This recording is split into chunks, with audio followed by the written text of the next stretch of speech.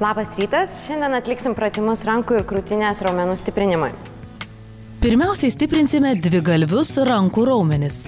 Jeigu turite namuose, pasiimkite svarelius, jeigu ne, tam tiks ir vandens buteliai. Stovėkite tiesiai, kojas laikykite dubens plotyje. Kelius šiek tiek sulenkite, įtraukite pilvo presą. Rankas lenkite per alkūnes, kelkite iki pečių ir nuleiskite iki šlaunų.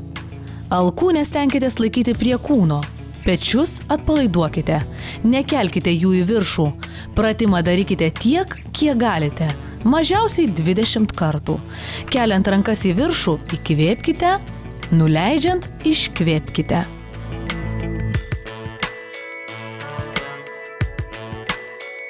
Dabar trigalvio rankos raumens eilė. Šį pratimą galite atlikti atsirėmus ant kėdės, neaukšto stalo ar kitos pakylos. Kojas sulenkite, rankas laikykite pečių plotyje. Rankas lenkite 90 laipsnių kampu ir lėtai įkvėpdami leiskitės žemyn. Kildami į viršų, iškvėpkite. Stenkitės, kad dubuo būtų kuo arčiau pakylos. Šį pratimą atlikite 3 kartus po 20 kartų.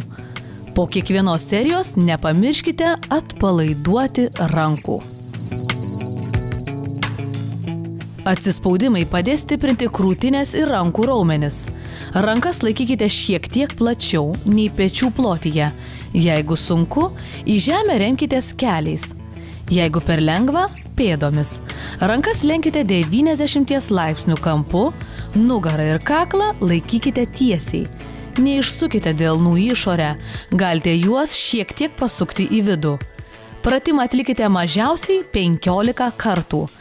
Nepamirškite tolygiai įkvėpti ir iškvėpti, kada jums patogu. Darant tokius atsispaudimus, didžiausias krūvis tenka trigalviams rankos raumenims. Rankas laikykite siaurai, kuo arčiau kūno. Alkūnės ir pečiai turi būti vienoje linijoje. Lenkite jas 90 laipsnių kampu.